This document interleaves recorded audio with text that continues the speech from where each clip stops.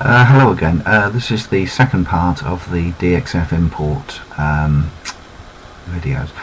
So in the first one we saw how we could import the drawing and then just isolate the parts that we wanted to machine, the contour for the outside shape and the pattern for these drill hole positions, and at the same time we set our machining datum to be there. So from there we would want to save this away.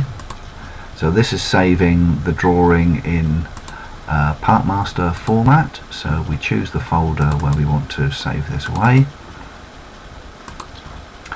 and then we can link through to the CAM system. Just one point about folders: the folder that we save the drawing away in will be used as the folder where all the associated files for this program will be stored as well. So having saved the drawing away, we can go to machining and go into the milling module. So we now go into the milling module, and the first thing it does is offer us the machine setup dialog box. So this is the machine type, it's milling. The program ID, this can be the program identification that you want to have at the start of your G-code file.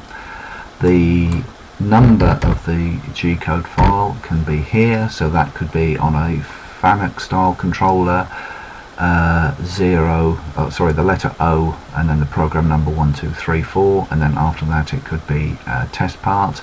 If you're working on a Heidenheim controller, for instance, then the conversational file would have the start as begin PGM 1234. The tool change position here, this controls where the tool will start and end up. So we have two positions here, the tool change position and a safety or a home position. So you need to set these for each job. Now the values that you put in here will be remembered the next time you use the CAM system, so it's important that you check on this for every job that you do. The clearance plane, this is a height above any clamps or fixturing where it is safe for the tool to proceed at rapid feed rate, and the feed change plane is in the Z-axis where the tool will come down to and change between rapid and feed rate.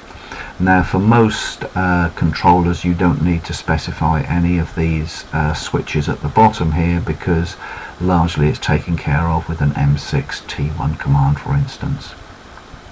So we click OK. So here we can see the datum is the bottom right hand corner with the axis markers there. The contour that we generated is there, and we've got the two pattern of holes. If we right click the mouse whilst the cursor is in the graphics area, then we can switch on show geometry names, so that shows us the patterns and that shows us the contour, and we could also number the spans. So this shows us the spans which went to make up that outside shape. Now that can be useful if we need to use partial machining to machine just certain parts of that shape. So we right click and see the display options, and they can be switched on and off as you like. The way that the CAM system is laid out is that there's a window at the top here for any tools that we defined, and then program operations are down here. On the right hand side we see the visual menu which we could use, but in most cases the menu at the bottom here, the toolbar here with the commands, gives us the most options. The status panel there can be switched on and off at any time, and that will show us the tool in its current position, and it will show us any cycle time or spindle speed that we set. So to machine this we'd probably need to define a couple of tools. So let's first of all go to define a tool.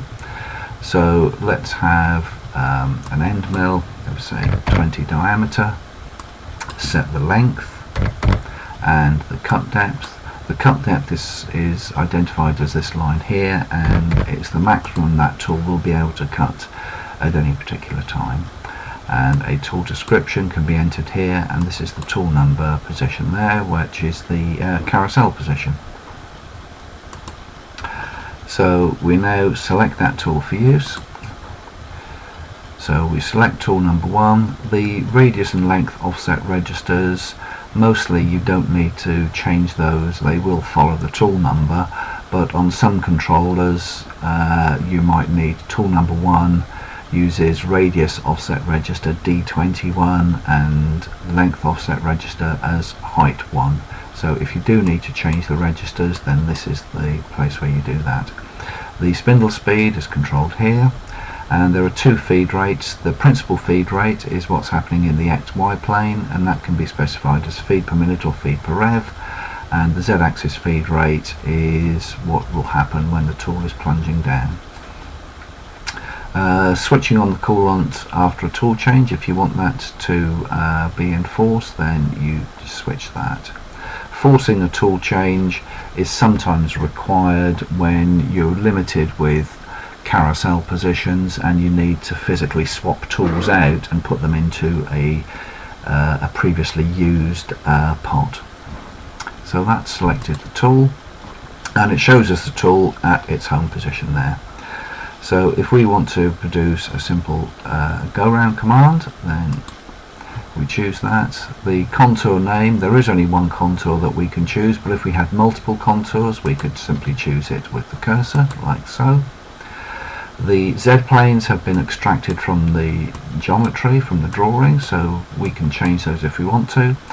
We can select the direction, forward as the contour was defined. In this case I defined it as back clockwise, and then the offset is to the left or to the right, or none, which means the tool will sit on the geometry. If we want to leave a finishing allowance, this is where we put it in.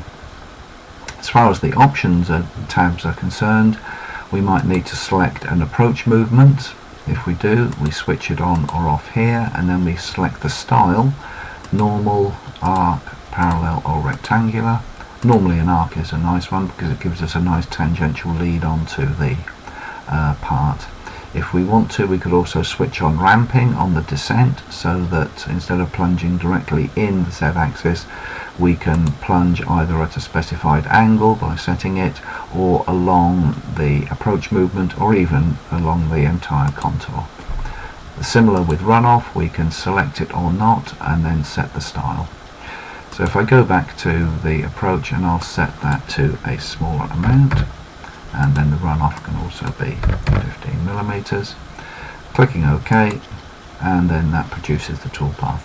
So if I click into the graphics area and then just scroll the mouse in and out, then we can see the shape there. So looking at the top of the screen there, we can see the different view options. We have ISO view, plan view, front view, end view, or we can have a split window so we can see all 4 views at the same time. The tool drawing options we've got, if we switch on center line mode, then we can just see the tool center line there. So the tool comes from its home position, the dotted line represents rapid, we have the arc approach, machines all the way around, and then the arc runoff. If we view that in ISO, okay, and then we see that there. If we want to animate the tool, then we can see the tool moving around. Now in this video the tool animation will probably seem quite jerky, but that's just because it's trying to do screen capture. Okay, so we can speed up or slow down the graphics in here.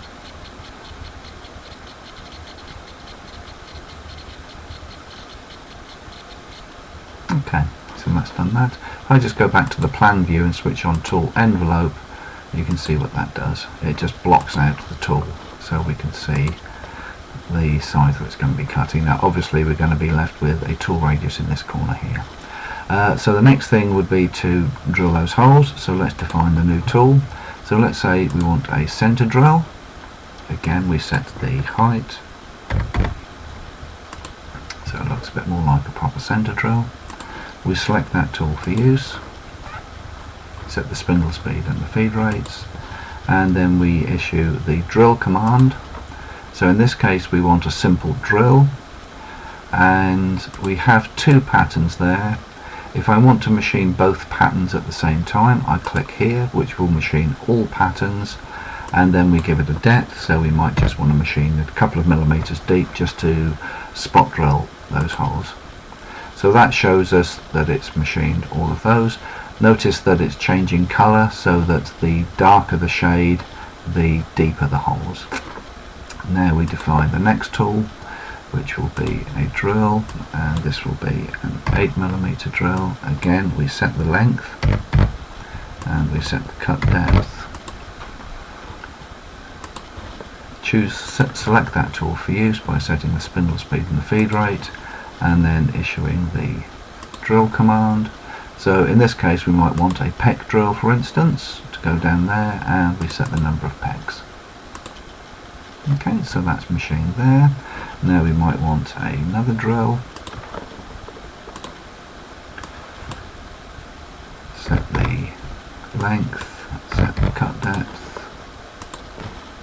Select that tool for use, and then issue the drill command for that. This time it's going to be pattern number 1. Reset the Z plane so that it takes account of the sizes that we created in the CAD system, and again we can choose the type of cycle that we want here. If we do want peck drilling, then we just give it the number of pecks. Okay, so we look at that in the plan view, sorry, the ISO view, and we can see all the individual rapid and descend moves for that. So when we're happy with that, then we can post-process that. So we can do execute post-process, and then we can choose the post-processor from the list of those available, and we click OK. And when that's post-processed, another window is opened at the bottom here, and if we just expand that, we can see the G-codes that have been produced. So that's ready to send down to the controller. If you have a controller which is linked to the PC via an RS-232 cable, then we have an inbuilt comms module that we can use, and it's under File, Send NC Program 2. Now obviously we'd need to set up a configuration for your particular machine tool, but once that's done we can get the machine ready to receive the data, and then we simply send it straight from there. Okay, so that's the end of the DXF import videos.